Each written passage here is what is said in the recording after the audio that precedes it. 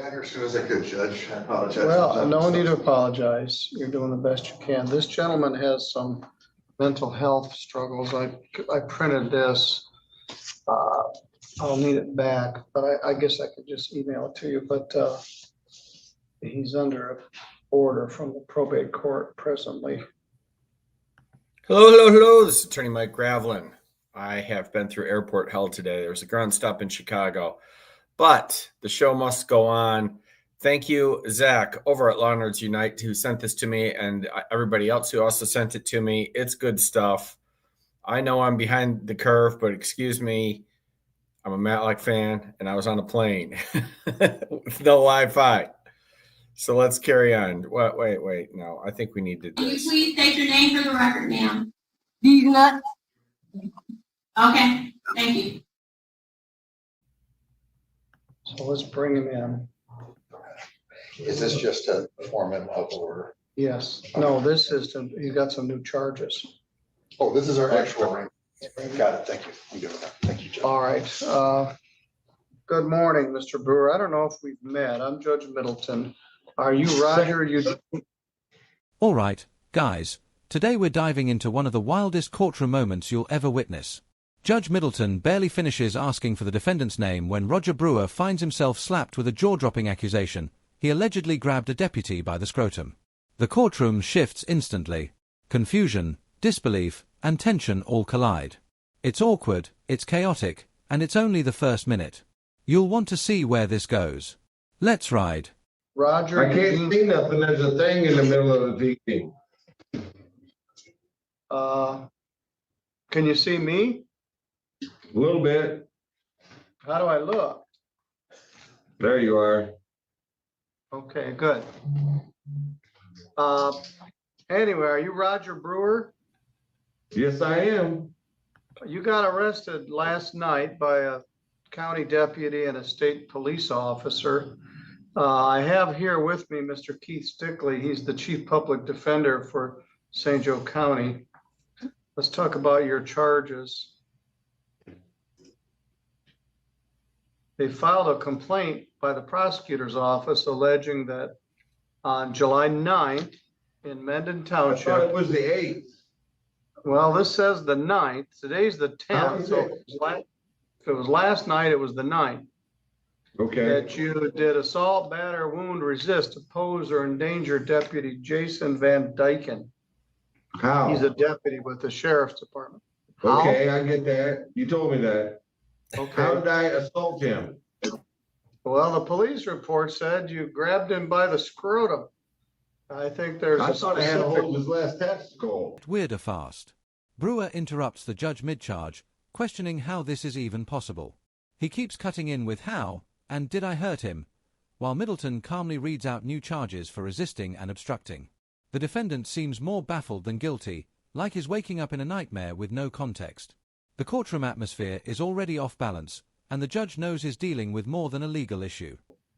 Well, all right, close enough. Either way, I think there's a special rule about that. Hey, wait. There ought to be. Yes? Did I hurt him? I don't know. I wouldn't answer any more of those questions. All right, well, all right. The other charge is resisting and obstructing Trooper Alex Sustorf. How? They had me cuffed, trying to put me in the back of what? that vehicle I don't want on 60, right? Hang on a second. Hang on. You're good. Hang on. Mr. Stickley, the defender, is here. What I need to do, Mr. Brewer, is get an attorney appointed for you, set up preliminary examination. They also charge you with having a couple of prior felonies, which would make that a maximum 4-year offense. I'm gonna show Grabbing a his plea. testicles before your offense. I didn't even hurt him. Hang He on. was dragging my fucking right arm out off my fucking shoulder, though. What Hang about on. him? Okay, well, calm down here until we get through this part. Pre-exam for July 22nd, 25 at 8:30, and a prelim if needed. Now Roger starts slipping into chaos. He erupts, claiming the officer nearly tore his shoulder off, his tone turning aggressive, his frustration boiling. As he blurts out profanity, the courtroom feels like it might explode too. But Middleton, cool as ever, he dials it back without shouting, instead moving forward with bond discussion and assigning a public defender. A clear moment where emotion clashes with cold legal structure and order barely holds. For July 29th, 25 at 1 o'clock. Going to appoint an attorney. I believe it's going to be Mr. Tim George. Now, I called the probate court. They indicated you were having some difficulties. So I called the probate court. There's an open mental health petition for treatment dated July or June 17th. So were you in a facility for a while between June 17th and now? Yes, sir. Well, I got out a few days ago. Where were you? Bronson, where I was headed when he pulled me over. I was headed back to the mental health hospital. Well, I'm There's shit's 60. going on in my head. I don't understand. All right. I want to get it figured out. I don't want to go to jail. I was headed to the fucking hospital when he pulled me over. Well, you were headed down M60, which isn't M60. Wasn't it? Judge Middleton now reveals the missing puzzle piece. Roger was under a probate court order for mental health treatment just weeks ago. He was released recently, which may explain the spiral. Suddenly, this isn't just a courtroom scene, it's a man fighting unseen battles, slipping through a fragile system. Middleton's tone shifts too. It's no longer just about charges. It's about getting help before things spiral again, maybe too far this time. Say that again? Look, this is pretty neat, Judge. If you look at the cop's camera coming at me, he flips his lights on. I'm right in front of him on the wrong side of the road. I go to the right. His lights were on What flashing. time was it? I couldn't tell from the report. What time did you get arrested? Fuck, I don't know. The sun was shining on me about right there in the sky. All right, There well, was I a dead can't deer tell. carcass behind us, and it stunk really bad. Sure, like corruption and hypocrisy and stench all over the land. I don't doubt it. At any rate, I was headed to the mental hospital. He turns his lights on. I get over. He comes around behind me. Like, oh, hey, you want to hear my side or his side?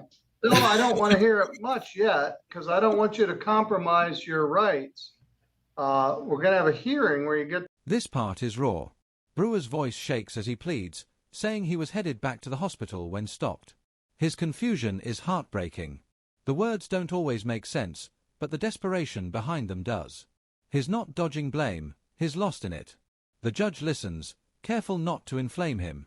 There's no yelling, just a man trying to make himself heard through a storm in his own head. And maybe, just maybe, someone's finally listening. To say whatever you want if you wish to, but your lawyer isn't here yet. Who was that dude you right there? He's the public defender. He's here to make sure I I do don't things have a lawyer, correct. sir. I can't afford one. Yeah, I've Sir, I'm trying appointed. to tell you I'm trying to tell you that it's my advice. I am a lawyer. I'm representing you in this hearing here.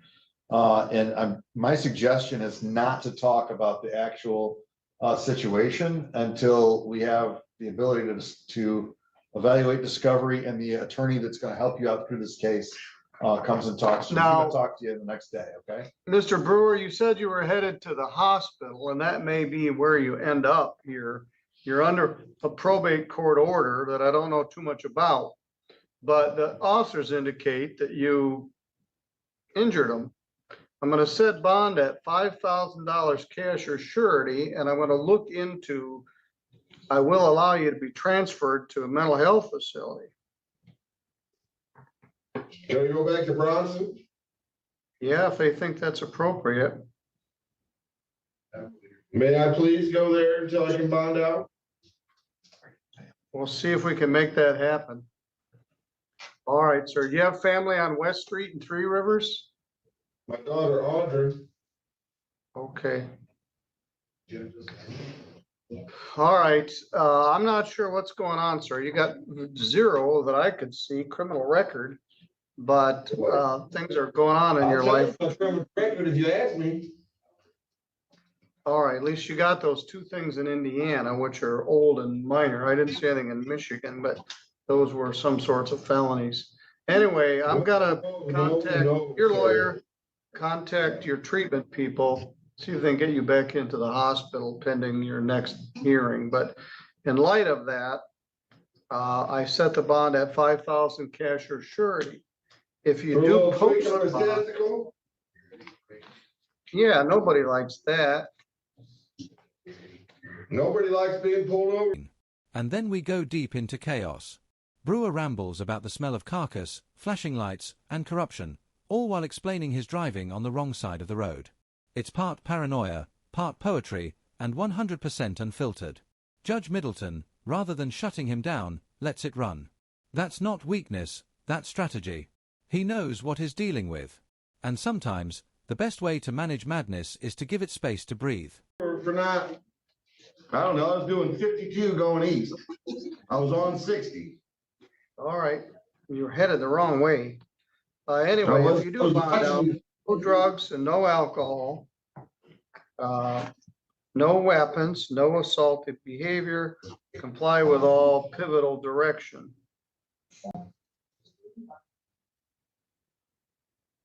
Middleton doesn't do it. So how long do you think Maybe it'll take released. to get over there? An order of pretrial supervision if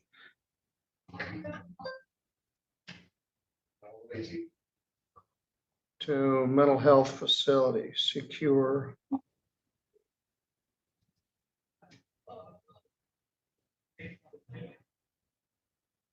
Also, you're to take all meds as prescribed. Yeah, I know. That sucks for you though. Yeah, it does. Brewer's breakdown continues, spiraling into metaphors about corruption, hypocrisy, and invisible enemies. He's not really arguing, he's unraveling. And yet, Middleton doesn't challenge it. He knows conflict will only escalate things. It's a masterclass in de-escalation. Let the storm pass. Let him talk. In a courtroom built on confrontation, this is a rare show of judicial patience. And it might be the only reason Brewer doesn't spiral further. All right, as I said, Mr. Brewer, I don't believe we met before. I guess we'll be seeing each other in the next 10 days or so. But in the meantime, I've got a lawyer for you, Mr. Tim George. Your bond conditions, no drugs and no alcohol. There's no indication that you were intoxicated, although you'd indicated you had smoked some marijuana. You weren't drunk.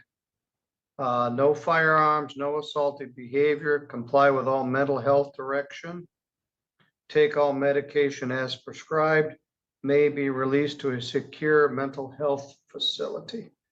All right, good luck, sir. I'll be seeing you in the next few days. Your lawyer will come out to see you.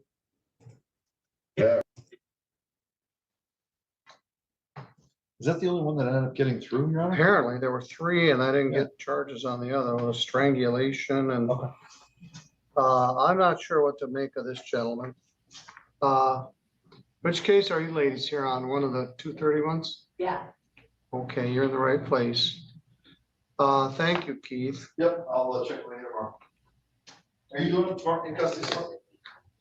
I don't know. I've got first of Now confusion turns to paranoia. Roger can't even recognize the public defender in the same room. I don't have a lawyer, he says, even as the man speaks up for him. When told not to speak further, Brewer resists again. The lawyer's advice is crystal clear: don't talk. Don't sink yourself. This is where the system shows its value, defending a man who can't defend himself. The tension is rising, but so is the urgency to protect his rights. the month pre-trials, and there's about 417. Okay. But I'll be here tomorrow. I think Luke is here tomorrow. Okay. For the first time, a little light peeks through. Judge Middleton shows compassion, saying Brewer might not need jail, maybe he just needs treatment. Brewer practically begs to go back to Bronson, the hospital. His voice cracks with desperation. He doesn't want freedom, he wants help. And that moment, that's justice.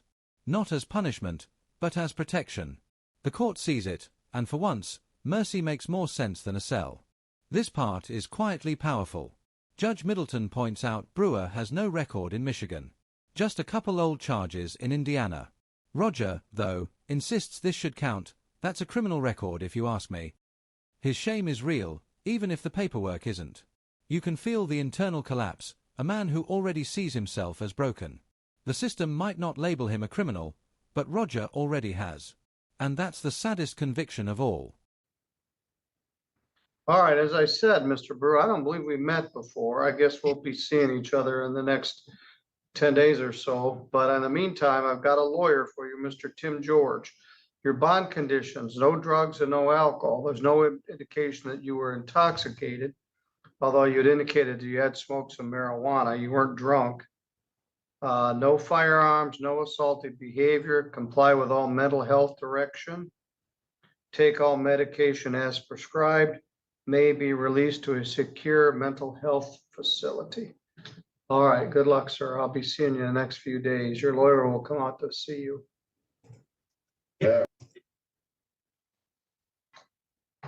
Is that the only one that ended up getting through, Your Honor? Apparently, there were 3 and I didn't get charges on the other. It was strangulation and Okay. I'm not sure what to make of this gentleman. Which case are you ladies here on? One of the 230 ones? Yeah. Okay, you're in the right place. Thank you, Keith. Yep, I'll check later tomorrow. Are you doing it tomorrow in custody tomorrow? I don't know. I've got first. Now it's about structure. Judge Middleton lays out strict bond conditions.